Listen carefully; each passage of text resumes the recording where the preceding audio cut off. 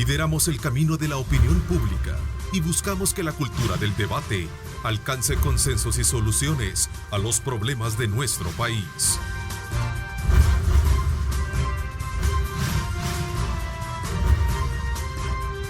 Diálogo con Ernesto López. ¿Qué tal? Muy buenos días, amigos televidentes. En este día jueves 9 de julio del 2020 le doy la más cordial de las bienvenidas a Diálogo con Ernesto López. Bueno, que nos alegra que Ernesto cada día se va recuperando más y más. Esperamos ya pronto tenerlo con nosotros para seguir conduciendo este espacio y por supuesto Neto López Radio. Bueno, ayer teníamos temas interesantes con los jóvenes de nueva generación. Discutíamos ciertos temas que son pues tendencia en redes sociales, importancia siempre dentro de la población, esos temas que se generan dentro del legislativo, el ejecutivo y el judicial. Y quiero presentarles, si usted no tuvo la oportunidad de sintonizar Diálogo el día de ayer, un resumen de esta entrevista. Ponga mucha atención, por favor. ¿Qué tal? Muy buenos días. Llegamos a mitad de semana. Es miércoles 8 de julio del 2020. A conocer tu punto de vista, Leonor. Primero hay que decir que dada la evolución de los casos de COVID, de los casos positivos, los sospechosos y sobre todo lo que ahora ya es evidente que es la sobrecarga sobre el sistema de salud, la prolongación de la fase 1 y el retraso de la fase 2, creo yo que era pertinente, creo yo que era necesaria. Recordar que esto es el resultado de la colaboración entre el sector privado y el gobierno, porque en el fondo no hay una ley que nos obligue, pero agradezco que las empresas, sobre todo el sector formal y las grandes empresas, están acatando voluntariamente el orden de estas fases. Ciertamente, digamos que se va volviendo más necesario un plan de cómo paliar los efectos de este cierre económico que continúa.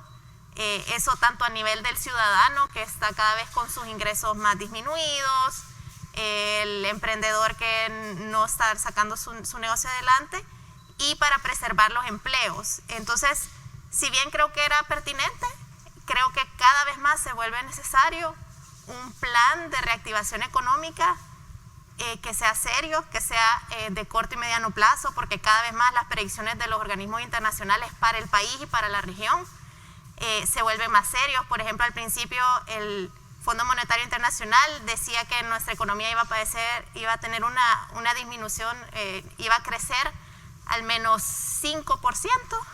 Ahora ya cambió su predicción, ya nos coloca con un decrecimiento económico de menos 8%, si no menos 10%.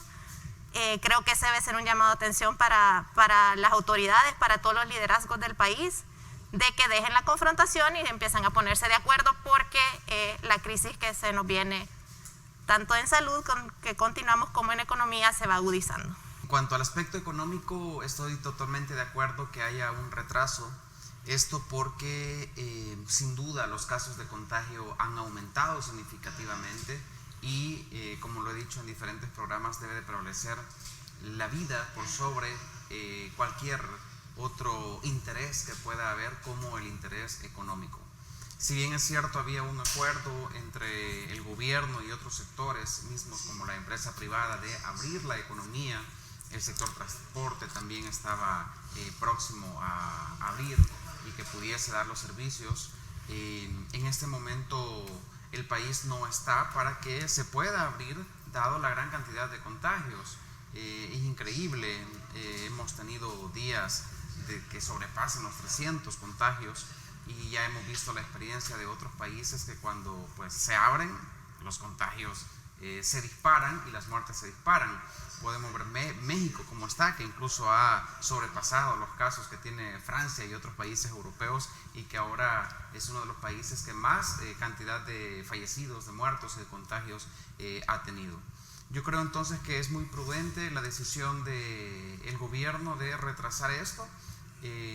Igual los diputados, algunos incluso de Arena, han dicho que están de acuerdo también que se retrase más que todo la apertura económica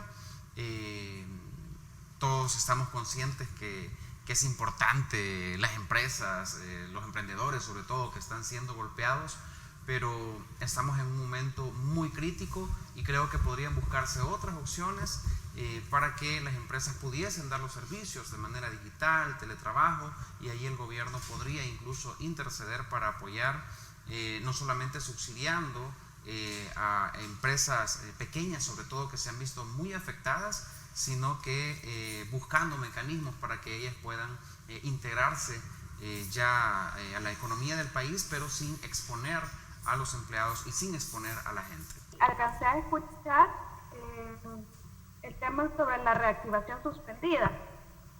Es importante reconocer dos cosas. Uno, humanos, ya creo que... Ahí teníamos un resumen del programa de ayer del panel de Nueva Generación, que estábamos pues discutiendo diferentes temas que sin duda pues hoy continuamos abordando con otros artífices de estos temas de país. Esta mañana me acompaña en el estudio el ministro de Salud, Francisco Alaví, a quien le doy la más cordial de las bienvenidas. Muchas gracias por la invitación y un placer para mí poder estar acá y continuar avanzando en este desarrollo de la pandemia a nivel nacional y sobre todo haciendo el conocimiento de la población de cuál es la situación actual y cuáles son las proyecciones que se tienen. Bueno, iniciemos hablando de esta situación actual, cómo está la curva de contagios, los casos que se están reportando. Nosotros día a día lo vamos revisando en el noticiero, pero usted como ministro pues tiene una mejor lectura al respecto. Me gustaría que habláramos un poco acerca de las estadísticas, de cómo tenemos y si también tenemos ahí el sitio oficial para que podamos irlo comparando con lo que lo va a estar mencionando el ministro.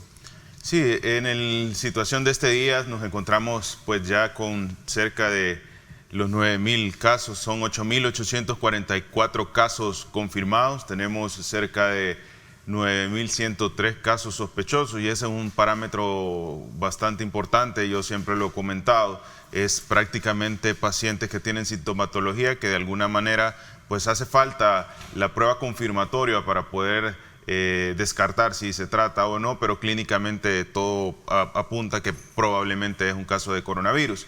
Tenemos 243, ya cerca de 250 letalidades a causa del COVID. Se siguen realizando una cantidad importante de pruebas, son 184.831 pruebas las que se han realizado. Estamos incrementando la capacidad y esperamos en los próximos días tener ese incremento en la capacidad de las pruebas de laboratorio. Pues ya llevamos 5.289 casos de pacientes recuperados. Sin embargo, la tendencia que preocupa es ese crecimiento sostenido de los casos confirmados y también el hecho de ese porcentaje de casos sospechosos que día con día van apareciendo. Estamos hablando del día de ayer, 278 casos. Siempre los municipios más importantes se mantienen: San Salvador, a la cabeza Santa Tecla, Santa Ana, San Miguel, tenemos también Zacatecoluca, Huachapán, Cojutepeque, Sonsonate, La Unión, San Vicente, son los municipios que de alguna manera pues definitivamente están con mayor cantidad de casos. El rango de edad, y esto es bien importante, en el cual nosotros estamos evaluando ese incremento de los casos confirmados, siempre ronda ese porcentaje de los 20 a los 59 años. Sin embargo, los casos de los 0 a los 19 de alguna manera no se ven tan incrementados en la proporción en la que se incrementan los de 20 a 59. Aproximadamente hablamos de 9 a 10 veces más casos en ese rango que en el rango de los 0 a los 19. Y tiene una explicación, y es el hecho de que de 0 a 19 años está quizás dándose ese cumplimiento de una cuarentena porque hay medidas en ese específico de edades, como es la suspensión de las clases, como es esas actividades que usualmente estos jóvenes realizan, que son de manera en la mayoría virtual y que procede a que las personas o los salvadoreños de estos rangos de edad permanezcan en sus hogares. Ahora, es un dato bastante importante porque nos relaciona como la exposición relacionada a la apertura y ese 58% de exposición que existe en la fase 1 de la apertura, pues evidentemente trae aumento en los casos confirmados de COVID. Ministro, con estas estadísticas, estos números que usted nos acaba de mostrar en estos momentos, dista mucho de la realidad según algunos especialistas de la salud. Bueno, el infectólogo Iván Solano Leiva, que dice de que son 5 veces más, podría ser, las cifras que se están manejando de COVID. ¿Cuál es su lectura al respecto, ministro? Totalmente de acuerdo con el doctor. Realmente no pueden ser 5 veces más, pueden ser 10 veces más. Según el CDC, que es el Centro de Enfermedades Infecciosas de Estados Unidos, ellos reportan que el subregistro puede llegar a estar valorado hasta 10 veces más en un país como Estados Unidos. Eso no lo publicamos nosotros, eso lo ha publicado una de las revistas más importantes, bueno, el Centro de Enfermedades Infecciosas de Estados Unidos. Ahora, eso no es lo que va a marcar la diferencia en el manejo de una pandemia. Existen definitivamente un subregistro y eso lo hemos comentado desde bastante tiempo atrás. Y ese subregistro es la cantidad de casos en ese momento de personas que pueden tener la enfermedad de COVID, pero que no podemos nosotros certificar precisamente porque no existe la prueba confirmatoria. El CIDES, que es pues una clasificación que se utiliza para en algún momento poder clasificar o diagnosticar una enfermedad, estipula que hay 2 códigos en el caso de las enfermedades infecciosas a raíz de un virus, y en ese se pueden clasificar como un proceso respiratorio, podría ser en este caso una neumonía con virus presente o sin virus presente. ¿Qué detecta la presencia del virus? Pues la prueba confirmatoria. Entonces, en ese sentido, ese subregistro que existe, ese subregistro que tanto hemos comentado, ya está estipulado incluso hasta que puede ser 10 veces más del dato que se obtiene en países como Estados Unidos, que tienen una capacidad de realizar pruebas mucho mayor.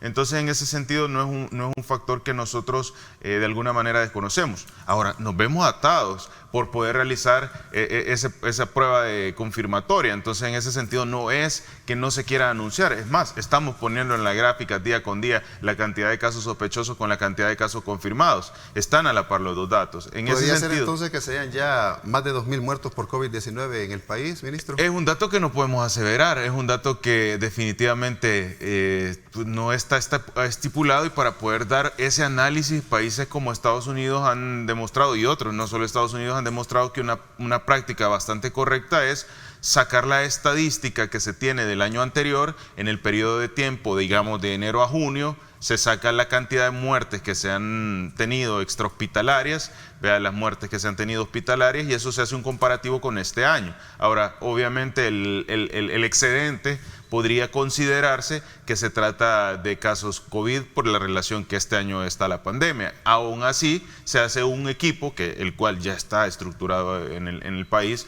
un equipo técnico, el cual hace un análisis del expediente, y eso se llama autopsias verbales. Yo lo he comentado en otras ocasiones, incluso fue a raíz de una crítica, y están los documentos donde se recomienda esto. ¿Qué hace este equipo? Analiza el expediente clínico de ese remanente que sobresale del año anterior y comienza a hacer una evaluación para ver si podría corresponder a un caso de COVID según el análisis de lo que se encuentra en el expediente. Y así es un parámetro muy importante para poder tener claro si tenemos una cantidad X de pacientes.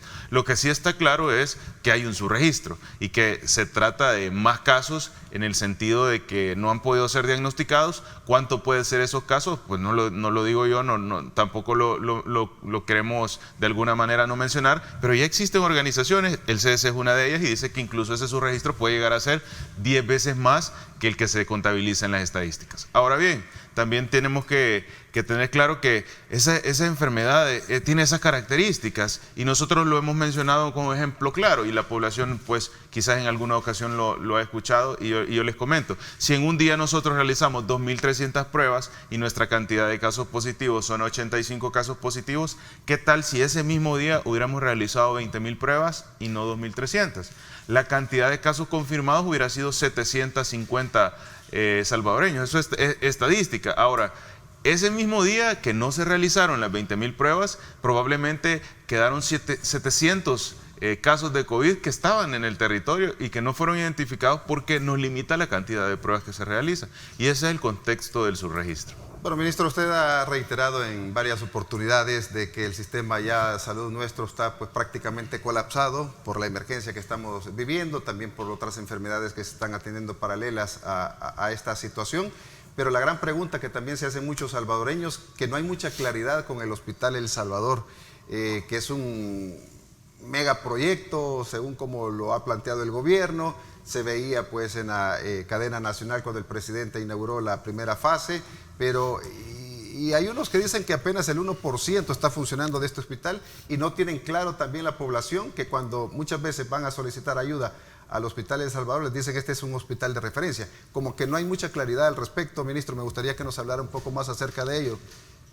Sí, el Hospital El Salvador está diseñado en un inicio para dar una atención directa a pacientes COVID. Este va a ser un hospital que posteriormente se va a conformar en un instituto, una ciudadela, un complejo para la salud que va a quedar como un legado para los salvadoreños. Pero hoy, en el contexto del COVID, debemos entender que la situación más compleja en el manejo es la deficiencia de ciertas áreas muy especializadas que el sistema de salud fue acumulando en el tiempo, y eso creo que todos los salvadoreños conocen el caso de las unidades de cuidados intensivos, que definitivamente, aunque en papel había una contabilidad de cerca de 80, la realidad era que menos de 30 unidades estaban funcionales. En ese sentido, el objetivo es incrementar ese servicio que de alguna manera pues no existía por deficiencias que se acumularon en el tiempo. Ahora, estas áreas son muy especializadas y requieren no solo tener el área física, sino que requieren tener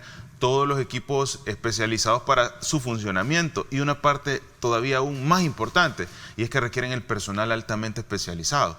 Ahora, si el país no contaba con unidades de cuidados intensivos funcionales, por ende tampoco contaba con la capacidad de formar especialistas relacionados a esas áreas. Y en ese contexto necesitamos hacer el máximo provecho y la máxima eficiencia del área con lo que hoy por hoy se tiene. Ahora, estamos haciendo lo humanamente posible por incrementar toda la capacidad, tanto de recurso humano como de equipo, para el funcionamiento al 100%. ¿A qué quiero llegar? El punto es que para poder hacer eficiente nosotros debemos de concentrar la capacidad hospitalaria y la provisión de servicios relacionada a la unidad de cuidados intensivos en un área. ¿Por qué? Porque tenemos una cantidad limitada de médicos intensivistas, lo cual, junto con herramientas de telemedicina, nos permiten que aún con la limitación del personal y de recursos en intensivistas, nosotros podamos cubrir una gran cantidad de pacientes. Ahora, este hospital sirve específicamente de referencia. Ahora, toda nuestra red de hospitales que se encuentran en el territorio ha sido adecuada con áreas en las cuales se pueden identificar pacientes, en las cuales se pueden manejar los pacientes, y ante la necesidad de un servicio en salud mucho más especializado, se hace una referencia del paciente hacia el área del Hospital del Salvador. Ahora, cuando uno elabora un hospital, cuando uno construye un hospital, se tarda años. Les puedo poner un ejemplo. ¿Cuántos años tiene en desarrollo el Hospital del Seguro Social de San Miguel? Estamos hablando de más de 6 años, no tengo el dato exacto, pero estamos hablando de una cantidad de años bastante alta, y el hospital apenas está iniciando su funcionamiento. ¿Por qué? Porque son infraestructuras que para desarrollarse deben de realizar y cumplir con varios criterios. Este hospital se ha hecho en un tiempo récord, este hospital está funcional, no es perfecto, deben de irse ajustando ciertos detalles. El camino va a ser bien importante que sea progresivo el incremento de su oferta de servicios, porque se van identificando ciertos factores que de alguna manera pues se van corrigiendo. Ahora, ese es el contexto del hospital. El hospital en su momento va a llegar a cumplir el 100% de su funcionamiento, y los salvadoreños van a poder tener esa tranquilidad. Sin embargo, debemos tener claro algo como salvadoreños. No hay hospital ni sistema de salud que va a poder cubrir la cantidad de casos si el contagio del COVID se hace masivo en el territorio. Necesitaríamos tener una cama hospitalaria por cada salvadoreño para poder tener esa cobertura. Y es importante conocer esto, porque necesitamos cumplir las medidas de prevención básicas para limitar la transmisión de persona a persona, y eso lo conocemos: lavado de manos constante con agua y con jabón, utilizar la mascarilla, evitar tocarse la cara, la boca, los ojos, la nariz, y sobre todo, si no es necesario, no se exponga. ¿Cuántos pacientes tiene actualmente el Hospital El Salvador, ministro? El Hospital El Salvador ahorita está rondando, es variado, pero ya están rondando más de 100 pacientes en la atención directa en el hospital, y se sigue incrementando. Acuérdense que el Hospital El Salvador es un hospital que está diseñado en fases, ¿verdad?, que progresivamente se van incrementando. Ya estamos por incrementar esa cantidad de pacientes que se están atendiendo. Está ayudando mucho en la provisión de servicios en este momento, pero como le repito, esto es progresivo.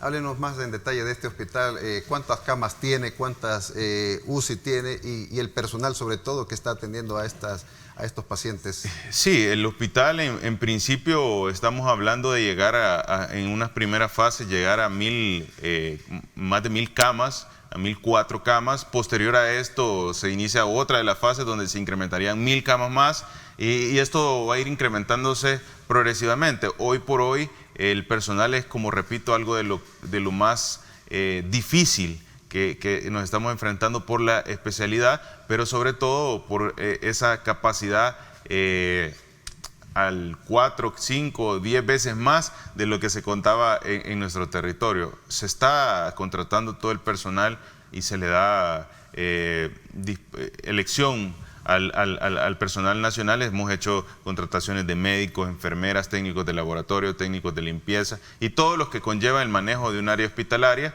En ese sentido ya van más de 500 personas contratadas y se está incrementando su plantilla a llegar a cerca de 1000 recursos contratados. Siempre hay especialistas que son como más difícil su acceso y en ese sentido estamos haciendo todo lo necesario y lo humanamente posible por hacer llegar a estos especialistas al área hospitalaria. ¿Podríamos decir que tiene actualmente 1000 camas ahorita el Hospital El Salvador para atender? El área está diseñada con las camas necesarias. Ahora, el incremento de la provisión de los servicios definitivamente va a ser progresivo. Ahora, sí se cuenta, el presidente lo anunciaba, se anunciaron cerca de 400 camas de unidades de cuidados intensivos que ya estaban listas y en estos días vamos a completar ese total de las 1000 camas.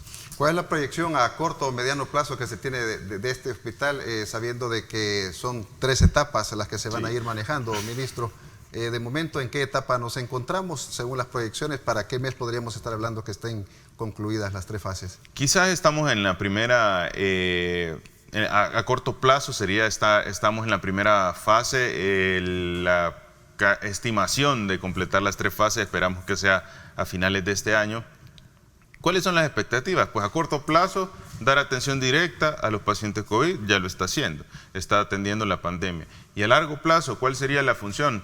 Pues darle al país un área hospitalaria, un área de servicios de salud que nunca se ha tenido en el territorio, y estos son complejos que existen en otros países, como en Estados Unidos, como en México, como en Europa, en el cual hay lugares muy especializados y que forman centros o complejos o ciudadelas de salud que eventualmente dan atención en diferentes especialidades y forman diferentes servicios. También tienen un complejo de educación y de desarrollo de especialidades médicas, lo cual pone definitivamente en un contexto totalmente diferente al país. Ese es el objetivo, es una visión bastante amplia, es una área hospitalaria con equipos de tecnología bastante altos y que va a ser un legado para el país y sobre todo va a dar una atención directa en una parte fundamental de la sociedad que es los servicios de salud.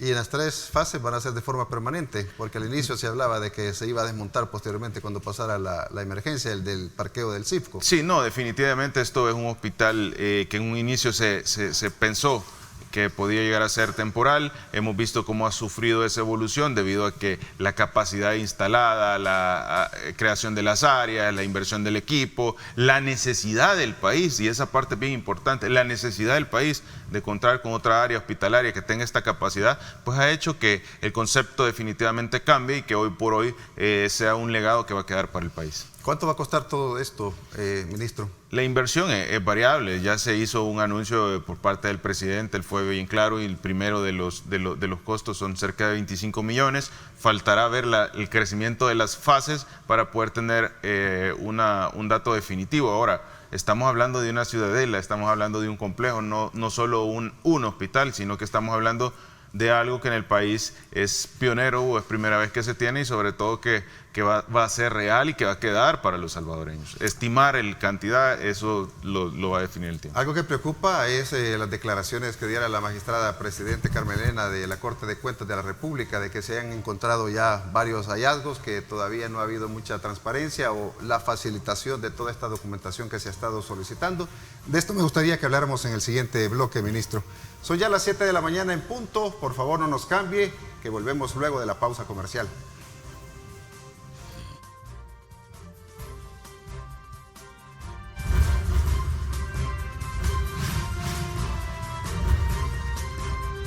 Diálogo con Ernesto López. Estás viendo Diálogo con Ernesto López.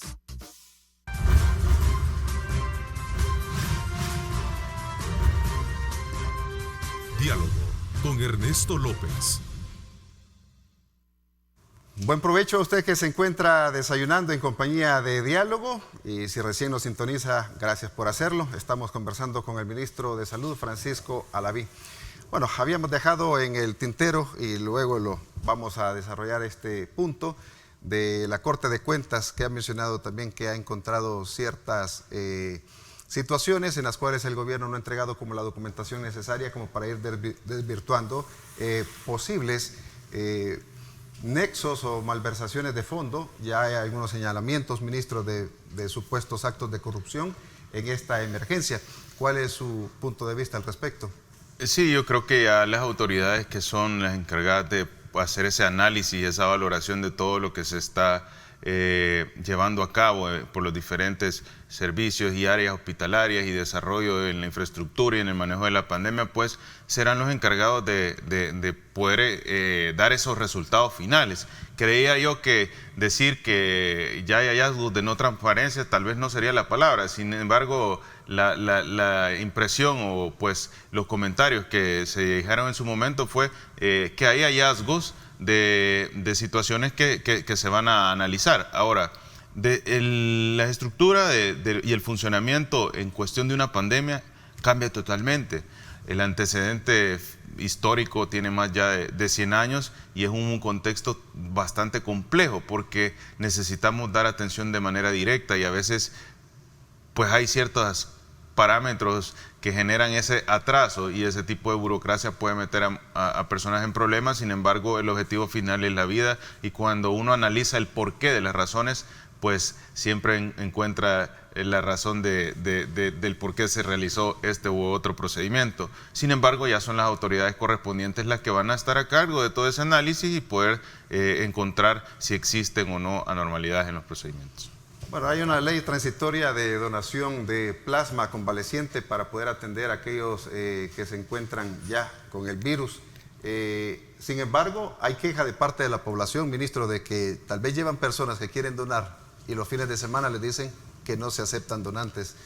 ¿Por qué se está dando esta situación, ministro? Sí, esto en un inicio pues es debido a que no existe una área que se dedique a esa masificación de la féresis, que es la extracción de alguna manera del plasma convaleciente, en este caso por la pandemia de COVID, pero los servicios se están incrementando y definitivamente estamos ya por aperturar el 24/7 de funcionamiento en ciertas áreas de extracción de plasma.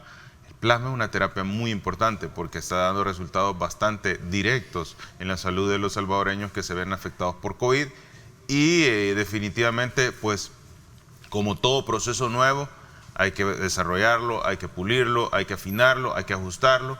No es perfecto el manejo de una pandemia, no es perfecto cuando se están implementando nuevos protocolos que van a dar una respuesta directa, pero que no se realizaban.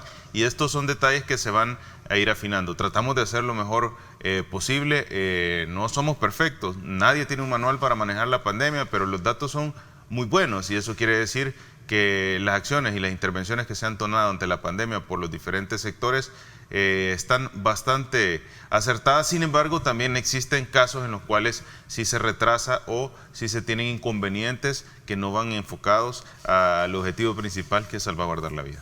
Bueno, lo que siempre se ha insistido también por parte de los diputados también es una campaña pues masiva de solo informar a la población de que el lavado de manos, uso de mascarillas y alcohol gel pues como que ya dista o raya, pero debe de haber como acciones más concretas, dicen las personas. Incluso los mismos diputados lo han dicho. ¿Qué es lo que se está trabajando, ministro, para que también la población pueda estar enterada de que si alguien resulta infectado en casa, porque he conocido casos de personas que se han curado y han superado el COVID en sus casas, pero tomando ciertas medidas, ciertos protocolos? Me gustaría que nos hablara de eso, ministro. ¿Qué es lo que pasara si de repente el ministro de Salud diera positivo al COVID? Que por cierto ya se hizo la prueba, ministro. Sí, definitivamente ya me ha tocado en una ocasión realizarme la prueba. No es tan frecuente que uno desee hacer una prueba cuando tiene conocimiento de la enfermedad, porque nosotros sabemos que un parámetro fundamental es tener sintomatología. La prueba no hace la diferencia entre el manejo del COVID. ¿Cuál sería el protocolo, digamos, a seguir, ministro? Digamos que alguien resulte con afectación del COVID. Primero es el autoaislarnos. ¿Por qué razón? Porque nosotros tenemos que conocer que esta enfermedad se puede pasar con facilidad. Y yo les voy a poner un ejemplo. ¿Qué está sucediendo en el país? Si nosotros estamos en la familia, probablemente una pareja joven y uno o dos hijos, desarrolla el esposo sintomatología, ¿qué sucede? Por temor de infectar o contagiar a la familia, lo que sucede es que se va a la casa de los padres. Llega a la casa de los padres, expone a los padres, que son un grupo vulnerable porque la mayoría están de mayor edad.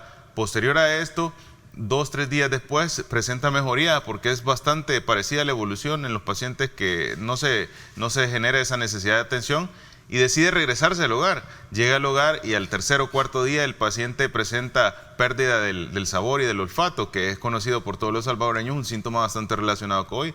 Entonces llega la esposa y decide, bueno, él ha de tener coronavirus, y la esposa decide irse a la casa de los padres. Llega a la casa de los padres de la esposa, probablemente nuevamente expone a los familiares, pasan los 2 o 3 días, el paciente inicial se siente mucho mejor y ya luego se regresa la familia nuevamente hacia el hogar. Y entonces está sucediendo que en un mismo contexto estamos infectando a 2 familias más. Ahora, ¿cuál es la intervención que debe tomar un salvadoreño? Y eso es sencillo. Si nosotros iniciamos sintomatología relacionada a un proceso respiratorio, nosotros debemos autoaislarnos, debemos podernos dirigir hacia una parte del hogar donde no tengamos contacto con el resto. De esta manera nosotros vamos a evitar contagiar a alguien más y sobre todo a tener un acercamiento. Hoy por hoy existe ya un call center establecido, el 132 está dando esa atención por telemedicina, y esto es un acceso directo a un servicio de salud de manera telefónica. Si el paciente amerita, se manda un equipo. ¿Qué número es, doctor, que deben de marcar las personas? El 132. Luego, si es necesario una atención directa, se manda o desplaza un equipo médico hacia el hogar para la evaluación del paciente. ¿Cuál es la característica? Los primeros 5 días se presenta sintomatología. Si un paciente en los primeros 5 días no persiste con los síntomas, entonces es necesario tener esa comunicación, porque probablemente la enfermedad se está desarrollando. Lo usual es que luego de 5 días el paciente ya no tenga síntomas o los síntomas vengan en descenso, y eso es una característica de que el paciente va a evolucionar satisfactoriamente. Existe un 20% de pacientes que pueden desarrollar una complicación, y estos son los pacientes que tienen una fiebre sostenida, son los pacientes que los síntomas, al contrario de disminuir, van en aumento, y esos son los pacientes que deben de tener acceso a los servicios de salud, y esto puede ser de manera directa o esto puede ser vía telefónica. Ministro, ¿por qué no están presentes, digamos, connotados infectólogos de nuestro país, del Colegio Médico, apoyando al Ministerio de Salud en esta pandemia? Es una pregunta interesante. Definitivamente en su momento se les pidió que se sumaran a la evaluación. Existen bastantes decisiones y bastantes intereses que van fuera a veces de salvaguardar el objetivo principal, que es la vida de los salvadoreños, y que pueden de alguna manera poner en riesgo. Yo creo que la población puede hacer su valoración. Ante el contexto, nosotros estamos hoy por hoy en una situación de incremento. Todos los salvadoreños conocemos el caso de algún familiar, de algún amigo, de algún cercano que tiene COVID y que ha tenido una complicación por COVID, y es evidente que necesitamos limitar y cortar esa transmisión de persona a persona que propone el Ministerio de Salud, y que es lo que se ha expresado por parte del gobierno, es que para poder cortar esa transmisión necesitamos un estado de excepción. Necesitamos ese régimen de excepción que permite que de alguna manera existe un confinamiento. Ahora, por otro lado, ustedes pueden ver la postura de otros sectores en los cuales consideran que lo más importante solo es hacer un confinamiento compartimental o compartimentalizado. ¿Y qué es eso? Solo cerrar una pequeña área o cerrar una área de un sitio de El Salvador. En ese sentido, creo que es evidente que el control de la pandemia no se va a realizar en este momento en el que se está desarrollando un contagio masivo y que la cantidad de casos sigue en incremento. No quiere decir que no pueda ser una estrategia, pero no es la estrategia más adecuada en este momento. ¿Se piensan traer especialistas de otros países para apoyar al Ministerio de Salud para la pandemia, ministro? Pues especialistas de otro país han apoyado la pandemia desde el inicio de la pandemia, tanto de varias maneras, no necesariamente en la manera física. Ahora, eso es tanto en el manejo de la pandemia como en la atención y provisión de servicios de salud. Hay médicos de Singapur, médicos de Estados Unidos, médicos de España, Italia y de varios países que han ayudado en el proceso en el cual el país se va desarrollando.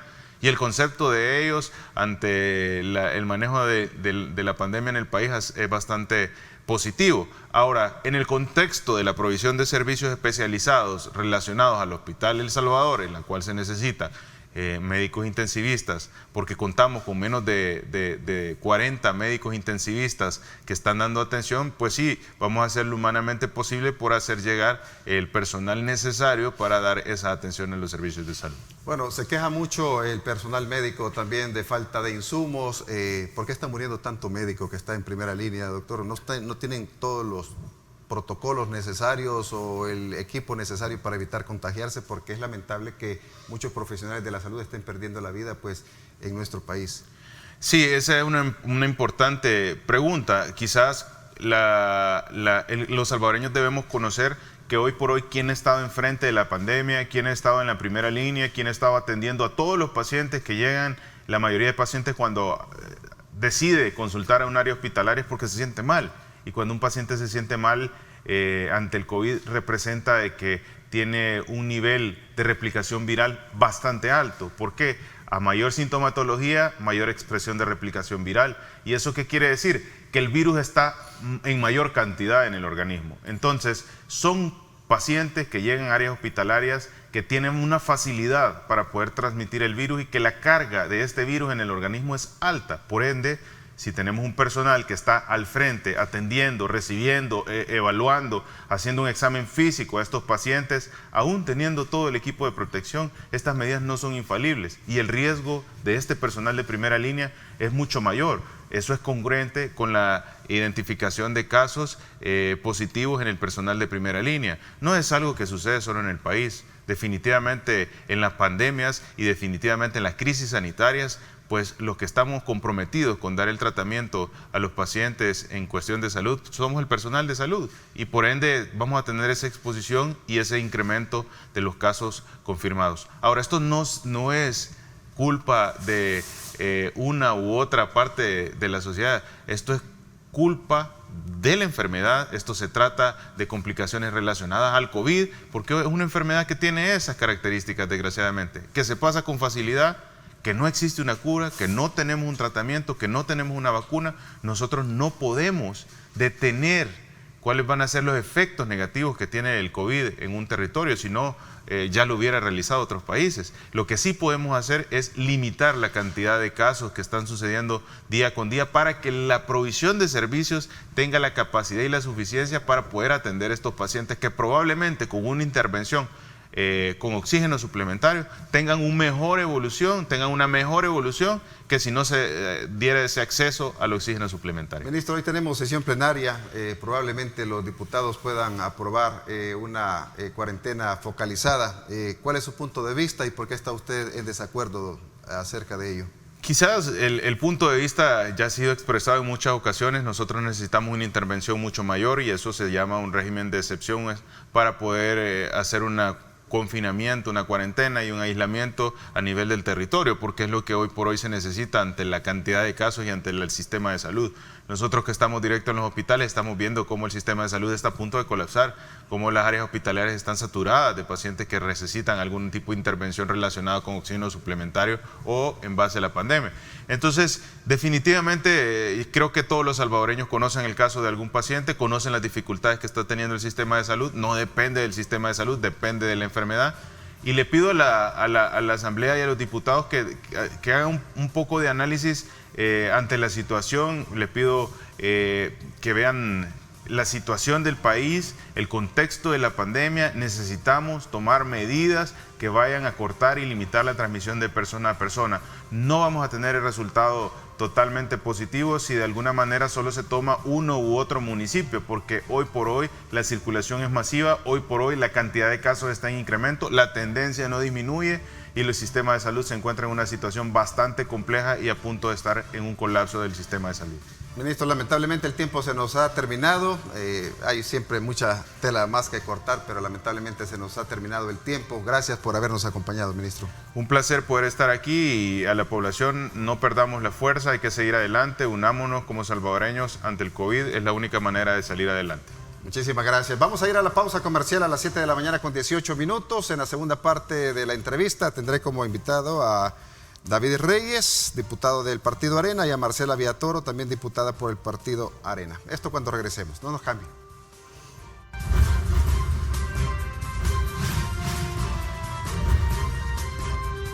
Diálogo con Ernesto López. Estás viendo Diálogo con Ernesto López.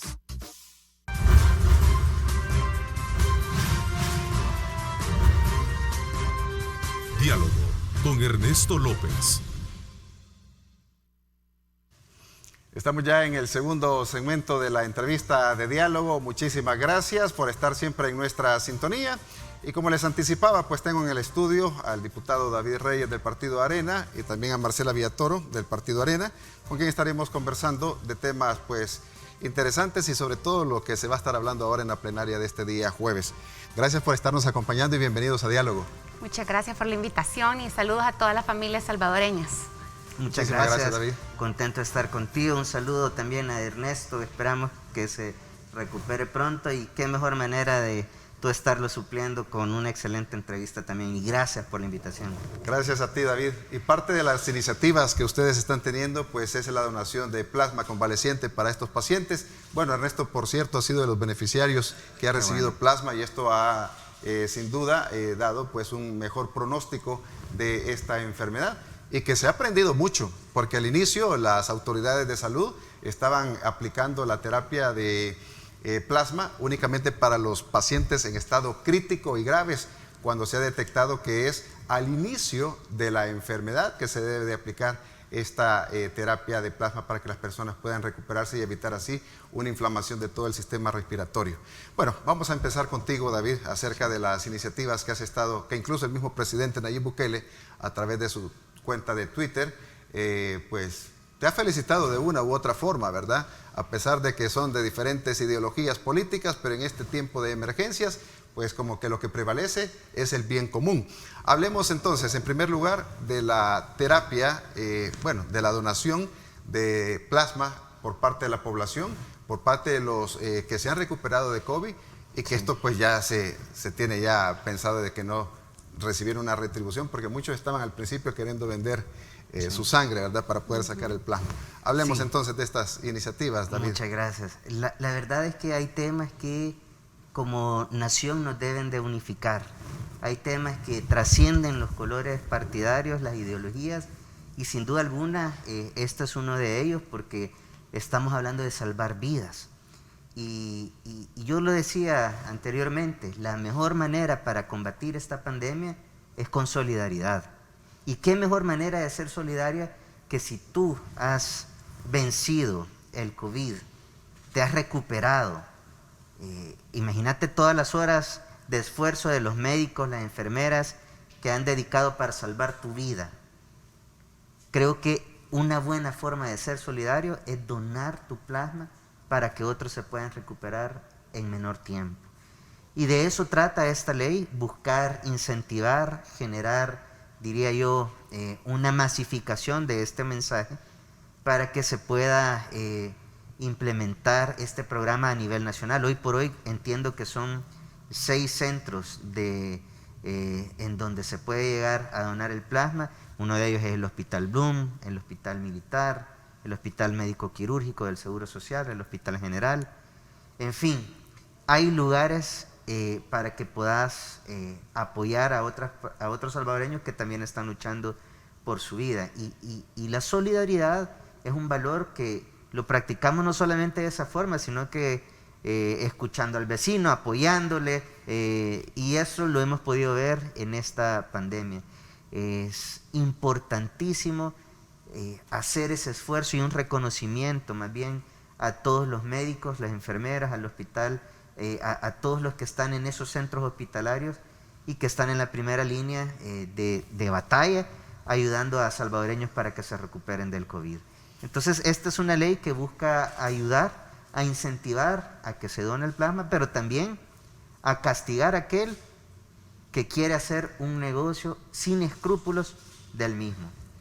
Marcela, ¿esta ley ya entró en vigencia o piensa ya establecerse en los próximos días? ¿O cómo está la situación ahorita de este fomento de esta ley? Fue una ley que fue aprobada por todos los grupos parlamentarios, la introducimos el día lunes y gracias a Dios dentro de la plenaria pues tuve el apoyo de todos los partidos políticos, entonces el mismo día de la plenaria fue aprobada, solo estamos esperando la sanción del presidente de la República, que yo no veo que algún problema con esto, sino que al contrario es algo que va a ayudar a todos los salvadoreños y es una forma de darle una segunda oportunidad de vida a las personas. Yo creo que los que han salido recuperados deben de agradecer no solo a los médicos, sino también a Dios de la oportunidad de vida que les ha dado y por esa oportunidad que Dios le dio, pues ayudar a los demás. Teníamos muchísima gente que nos ponía queja de que les estaban cobrando hasta $500 por donar su plasma. Y nosotros pensamos que esto ya es un tema también de moralidad, ¿verdad? De apoyo a los demás, de solidaridad, porque todos en nuestro país, no solo los enfermos le están pasando mal, creo que la mayoría de salvadoreños no estamos preocupados, queriendo cuidar a nuestras familias. Entonces esta era una forma también de decirles, miren, no hagan esto, sino que al contrario, agradezcan a Dios la segunda oportunidad de vida y donen su plasma, ya lo decía David, a varios centros asistenciales a los que pueden asistir. De hecho, en el Hospital Bloom ahorita se está haciendo los exámenes para ver si usted tiene o ha tenido en algún momento la enfermedad para poder hacerse la donación respectiva de plasma si es así. Así es que es algo muy positivo. Ahí dentro de la página del hospital pues pueden buscar los números de teléfono. Lo importante es que tratemos de ayudar a otros y ese era el fin de esta ley que con mucho trabajo hicimos con David y también David que su papá es médico y yo que tengo mis hermanas en primera línea ahorita y que mi papá era médico. Conocemos la importancia y también agradecerle a todo el personal de salud por su trabajo que están haciendo. Pero no solo hemos introducido esta ley que es muy buena, pero también hemos visto que en los últimos días las personas andan en la calle sin mascarilla, como que sin nada, o andan caminando sin guardar el distanciamiento social. Vimos unas fotografías, por ejemplo, de alguien vendiendo hot dogs en la calle y habían alrededor de 5 o 8 personas, unos con la mascarilla abajo, otros sin mascarilla, otro cerca. Entonces creo que es el momento de hacer ya una concientización a nivel nacional porque el uso de las mascarillas es importante porque no solo nos protegemos nosotros, sino protegemos a la otra persona. Esta enfermedad pues ahorita sabemos, la vamos conociendo poco a poco, sabemos que se transmite por ejemplo por la saliva y la importancia del uso de la mascarilla es que con la saliva nosotros la absorbe la mascarilla, pero si no la usamos pues estamos propagándola con los demás. Todavía está en estudio, se supone que la OMS ha dicho que hasta en el aire puede hacer que ande la enfermedad, pero mientras sabemos si es así o no, debemos de comenzar a protegernos a nosotros y a los demás. Y por eso es que introducimos esta pieza de correspondencia o este proyecto de ley que es justo eso, ¿verdad? La prohibición en lugares públicos de las personas para que no anden con mascarilla. Y también trae su sanción, obviamente, esta ley. Y no solo habla de esto, sino también de la importancia del distanciamiento físico. Le pide la ley que usted tenga un distanciamiento físico de 2 metros con las otras personas, que si hay más de 5 personas en lugares públicos o lugares privados, todas tienen que tener su mascarilla puesta. También dentro del transporte público, que cuando ustedes se suban, pues tienen que, todos, tanto el quien maneja la unidad como todos los que se van a ir adentro del bus o microbús tienen que usar su mascarilla y el lavado de manos o por lo menos sanitización de las manos, todo esto viene incorporado dentro de la ley. Bueno, las leyes se puede estar haciendo un trabajo bastante bueno pues al interior de cada una de las comisiones o fracciones de cada uno de los partidos, pero si no hay un incentivo muchas veces, ¿cómo piensan ustedes incentivar a la población, David, para que realmente, sobre todo el punto de discriminación? Muchas veces hay personas que de modo silencioso se han curado del COVID porque va a ser un estigma para su familia, para él, que lo van a rechazar, van a decir, mira, la fulana o el fulano ya tiene el COVID, mira, o a veces llegan las ambulancias para ir a recoger a estas personas que van a ir a donar su plasma. Pero ese punto, ¿cómo han pensado ustedes incentivar a la población para que realmente se pueda hacer efectiva esta ley, David? Bueno, hay diferentes maneras. Quizás es importante mencionar que ciertamente el Ministerio de Salud será el ente rector que dará y velará por el cumplimiento de esta ley. Ellos podrán desarrollar campañas, incentivos, que aquí creo que es importante, ojalá que se sume el sector privado para generar incentivos a aquellas personas que donen su sangre. Pero también legalmente quiero comentarte que hemos establecido un artículo donde todo trabajador, independientemente del sector público o del sector privado, tendrá un permiso con goce de sueldo para ir a hacer su donación sin que se le descuente el día de trabajo. Esto es una manera también de darle esa facilidad, porque sabemos que cuando ya una persona comience sus labores, que estamos, y eso creo que podríamos platicar también, avanzando en las etapas de la reactivación de las actividades económicas, es importante que puedan sentirse tranquilos, que a pesar de que puedan perder una mañana de su tiempo en su trabajo o en sus actividades, puedan ir y tomarse el tiempo necesario para poder hacer esa donación. Aquí lo más importante, y vuelvo a insistir, estimado, es que la solidaridad debe de motivarnos. Debe de ser una satisfacción enorme el poder decir, voy a ayudar a que otras personas, así como yo lo logré, salgan adelante de esta enfermedad. ¿Qué motivación más grande que esa? Considero yo que obviamente la ley desarrolla muchas cosas, pero ya será el Ministerio de Salud quien determine cuáles son las más pertinentes incentivos, pero esa satisfacción de saber que le hemos podido ayudar a otro salvadoreño a que se recupere, creo que vale la pena. Bueno, son ya las 7 de la mañana con 32 minutos. Necesito ir a una pausa comercial. Cuando regresemos, me gustaría que habláramos un poco más a fondo de esta iniciativa del uso de mascarillas y las posibles imposiciones de multa a las personas que incumplan esta normativa. Vamos a ir a la pausa. Son ya las 7 de la mañana con 32 minutos.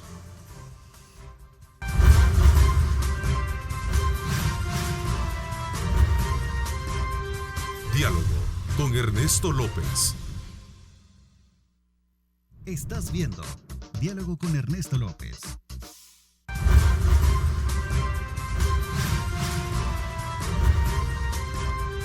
Diálogo con Ernesto López. Vamos a continuar hablando en este segmento de la entrevista un poco más acerca de esa ley de uso de la mascarilla, esa iniciativa también que han presentado y también una posible imposición de multa a las personas que estén incumpliendo en los espacios públicos el uso de estas. Vamos a empezar contigo, David. Sí, bueno, la verdad es que todos estamos conscientes que tenemos que tener extra cuidado de forma individual, lavándonos las manos, utilizando la mascarilla, y creemos que una forma de contribuir muy importante es establecer por medio de ley el uso de la máscara, la obligación de utilizar la mascarilla cuando estemos en espacios abiertos al público.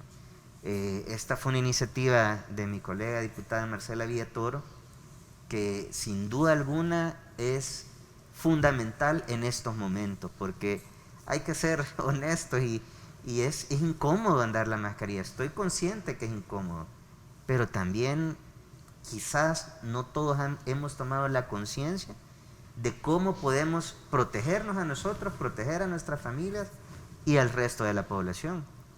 El problema de esta enfermedad es que si nos contagiamos una gran cantidad de personas, y bueno, si tú te fijas, el promedio diario en los últimos 5 días es casi los 300 contagios diarios, nada menos ayer creo que fueron 270 y pico. Es increíble, y esto definitivamente tenemos que protegernos individualmente y tomar esa conciencia. No es porque alguien quiera incomodar al establecer una sanción si no estás utilizando la mascarilla, es por nuestro propio bien, y lastimosamente muchas veces si no es con una sanción, no tomamos en cuenta este tipo de medidas que en estos momentos son cruciales. Bueno, Marcela, y también es de destacar que hay personas que si bien dicen, no, yo ando con una mascarilla, pero se le nota que esas mascarillas que son desechables, que tienen semanas de andarlas.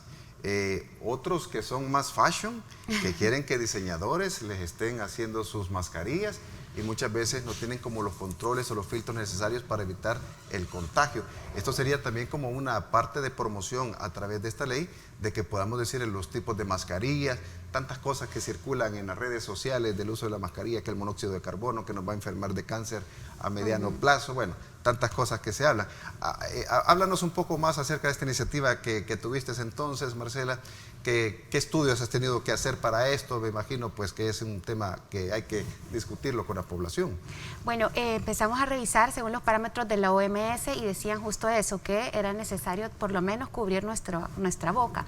Por eso es que la ley dice mascarilla o cubreboca y también especifica cómo debe de ponerse la mascarilla. Porque de nada sirve tenerlas y como le dije, la andan en el cuello, hay gente que solo la anda de una oreja, entonces tienen que usarla de una forma que esté completamente tapando todo, cubriendo toda nuestra nariz y boca.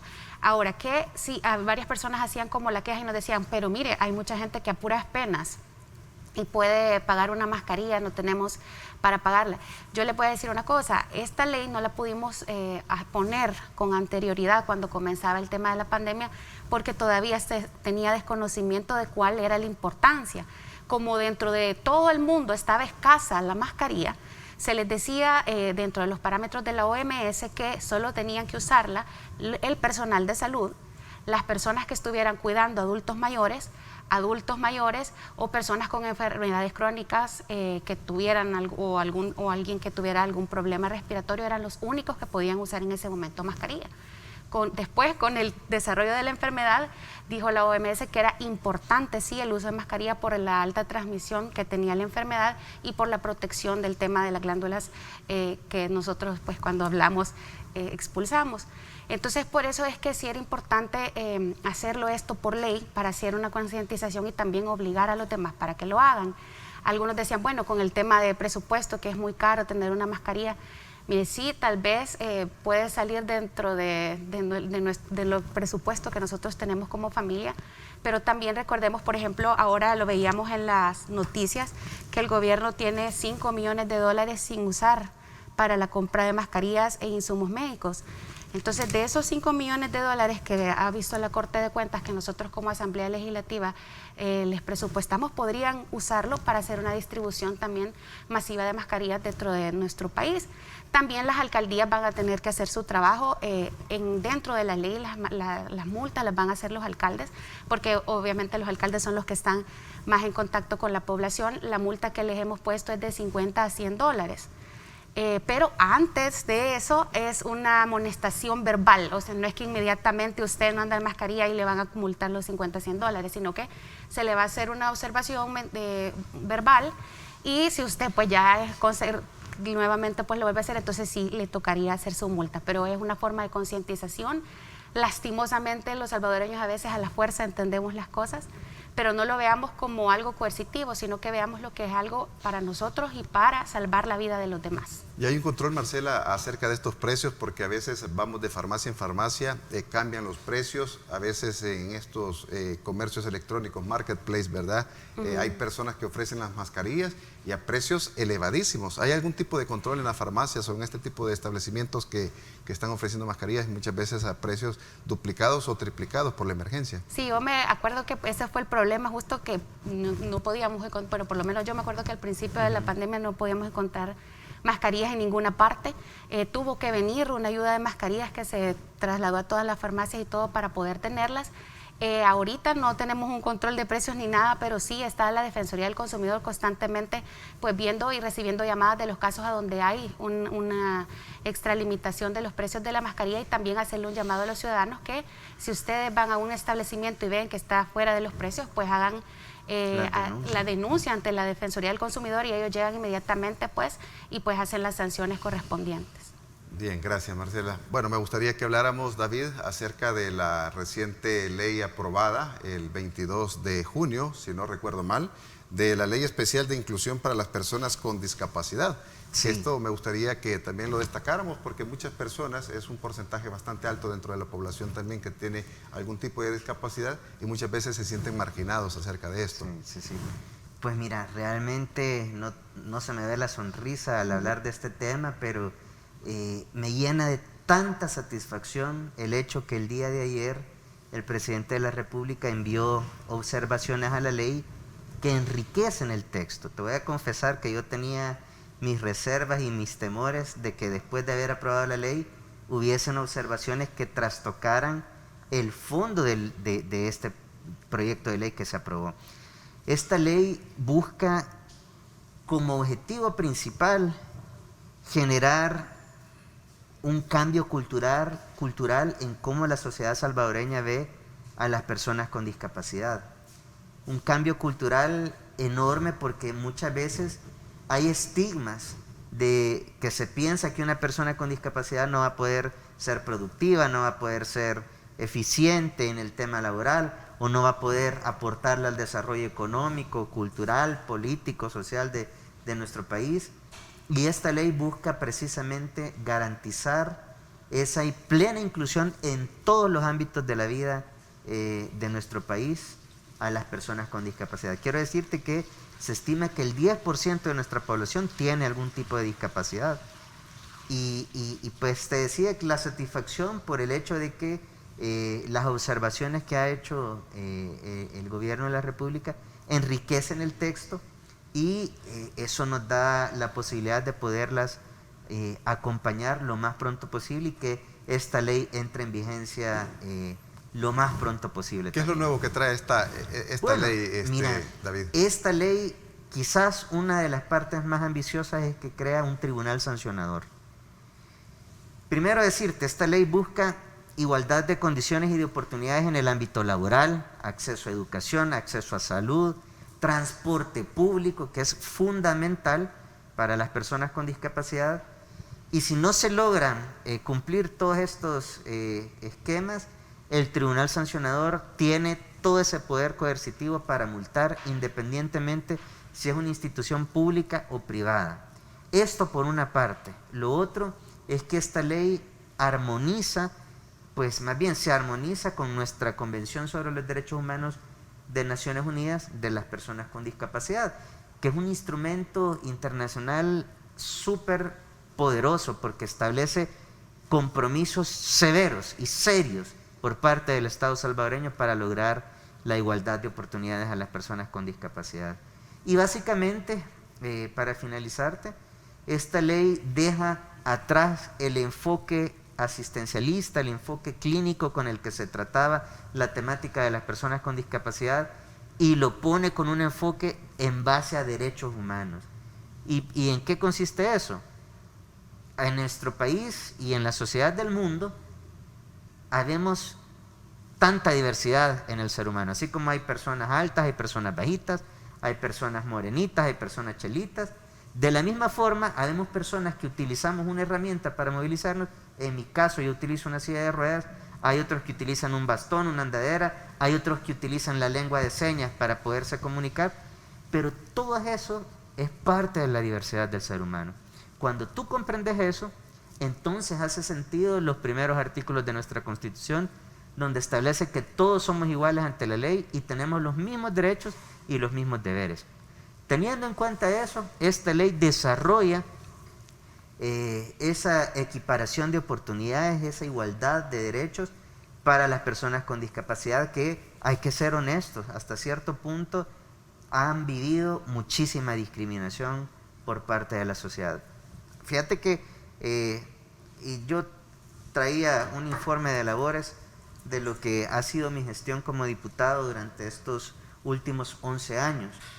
Y lo digo y lo menciono porque obviamente ya lo he anunciado que este va a ser mi último periodo como diputado de la Asamblea Legislativa, pero no te puedo explicar la satisfacción que siento de poder dejar un legado. Y en la mayoría de las páginas de este informe, que lo voy a hacer público en mis redes sociales, la mayoría son iniciativas de ley relacionadas a la inclusión de las personas con discapacidad. Solo por ponerte un ejemplo, en el 2011 hicimos una reforma al Código Electoral porque expresamente el Código Electoral decía que una persona sorda o una persona ciega no podían ser candidatos a un cargo de elección popular. Imagínate eso. Así encontramos la Asamblea y ahora es satisfactorio poder decir misión cumplida aprobando esta ley de inclusión para las personas con discapacidad. Entonces, creo que es un legado importante que te lo quiero compartir y que expresar mi plena satisfacción y alegría de poder decir hemos cumplido. Bien.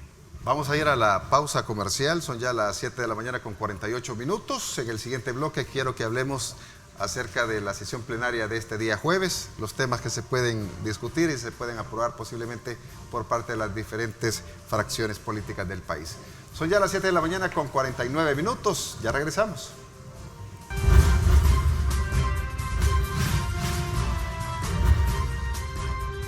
Diálogo con Ernesto López. Estás viendo Diálogo con Ernesto López.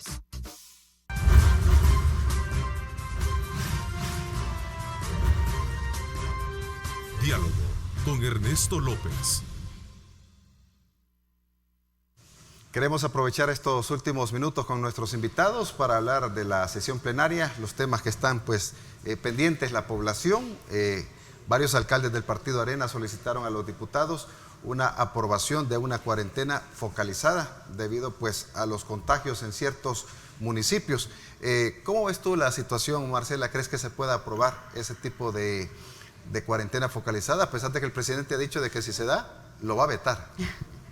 Bueno, la verdad es que una cuarentena sí es completamente necesaria. Hemos visto la cantidad de contagios que se están dando en los últimos días y ya personas cercanas a nosotros que le puedo asegurar que dentro de nuestro país todos tenemos una persona que ha estado cerca de nosotros que ha sufrido de esta enfermedad. Entonces sí creo que es el momento de comenzar a ver cómo podemos ir apoyando, pero no solo dar una cuarentena por dar una cuarentena, sino que tenemos que buscar la forma de encontrar los casos dentro de los municipios. Si nosotros, por ejemplo, le diéramos los 15 días al presidente, yo creo que no solo es encerrar a la gente, sino que hay que ir a buscar la enfermedad en los lugares específicos, y por eso es la importancia de involucrar a los alcaldes, porque ellos son los que conocen bien el territorio y cómo poder llegar a ciertas comunidades. El alcalde de Soyapango ha hecho un excelente trabajo. Yo tengo que felicitar a Juan Pablo porque se ha preocupado por ir de colonia en colonia, de comunidad en comunidad, y tiene bien mapeado el municipio. Yo represento el departamento de San Salvador y San Salvador tiene más del 50% de los casos de coronavirus. Entonces sí es bien importante apoyarnos de los alcaldes y ver, buscar una solución. No sé si tenga el apoyo para que esto se vuelva a ley el día de ahora, no veo claridad en los demás grupos parlamentarios, pero sí es necesario buscar una solución, y aprovechando la oportunidad sí sería bueno hacer un llamado también al gobierno de nuestra república, porque si no podemos seguir con esta situación de dimes y diretes o encontronazos. Ahorita la población le urge encontrar una solución a este problema, a esta pandemia, y la única forma de resolverlo es sentándonos y llegando a acuerdos. Pero mientras está en estos dimes y diretes, la gente se está muriendo o enfermando. Entonces sí, es una forma de que todo mundo deje los egos de lado y que comencemos a buscar el camino de una solución integral que ayude a todos los salvadoreños. Entonces es importante involucrar a todos los sectores, y los alcaldes, que son los que tienen la territorialidad, por eso es la importancia de involucrarlos en estos planes de salud. Yo conozco al ministro de Salud, el ministro Alaví es una persona muy técnica, muy buena, un gran profesional, fue el mejor de su clase, yo lo conozco desde que éramos niños, y sé que tiene toda la voluntad de trabajar en conjunto. Entonces también sería bueno dejarlo a él, que busque una forma de solución también, y acuerdos no solo con los alcaldes, sino también con la Asamblea Legislativa. Lo importante es llegar a un diálogo donde lleguemos a consensos, pero sí, esto es urgente, porque si no lo logramos en estos días, pues los casos se van a seguir disparando. Sí. David, también otro de los temas que podrían ser abordados en esta en esta asamblea este día jueves es la aprobación del fideicomiso. Sí. ¿Qué beneficios podría traer, digamos, la aprobación de este fideicomiso? Esa es otra excelente noticia, sobre todo para los micro, pequeños y medianos empresarios. No te puedo explicar la cantidad de gente que me ha escrito en mis redes sociales, emprendedores, microempresarios, que están esperando esta aprobación y hoy veo que, al menos he escuchado que ya hay un dictamen favorable de parte de la Comisión de Hacienda. Esto es una buena noticia porque es uno de esos temas que les va a ayudar muchísimo. ¿En qué les va a beneficiar? Bueno, parte de ese dinero que va a ser administrado por Bandesal es para darles un subsidio para que puedan pagar salarios a sus empleados. También créditos súper blandos a una tasa del 3% con un año de gracia. Y eso significa que estos micro, pequeños y medianos empresarios van a poder solicitar capital para poder reiniciar labores. Sabemos que hay muchos emprendimientos que ya quebraron, lastimosamente. Sabemos que hay muchísimas microempresas que ya prácticamente se declararon en bancarrota. Pero esto puede significar una oportunidad de volver a resurgir.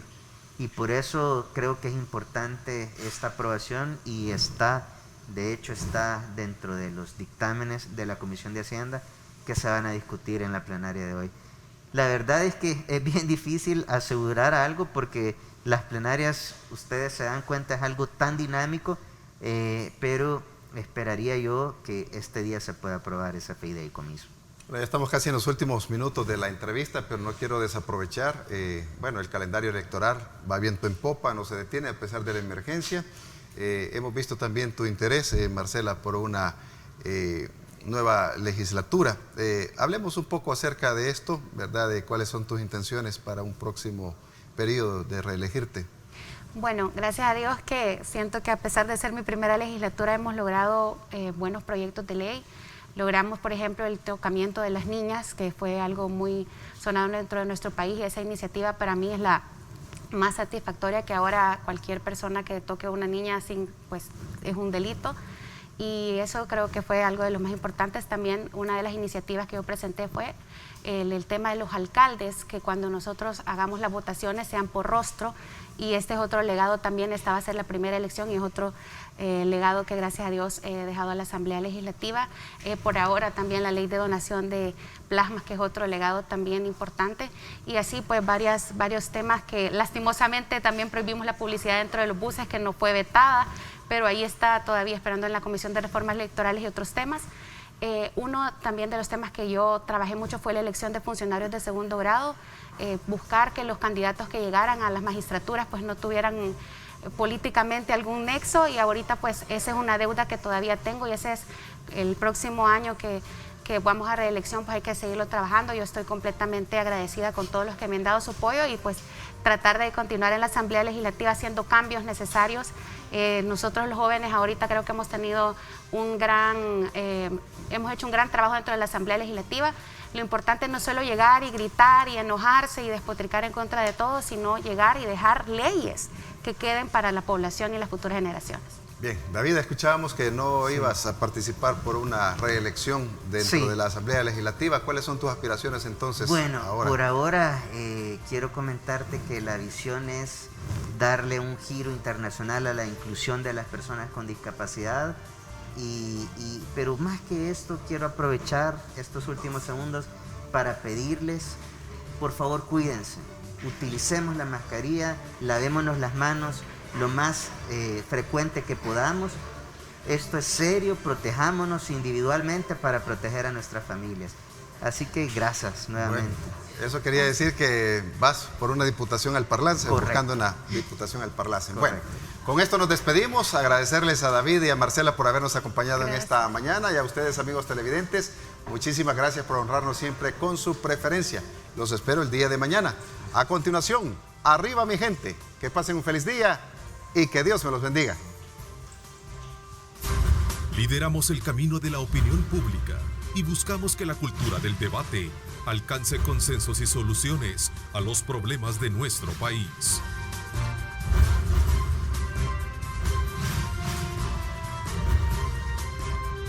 Diálogo con Ernesto López.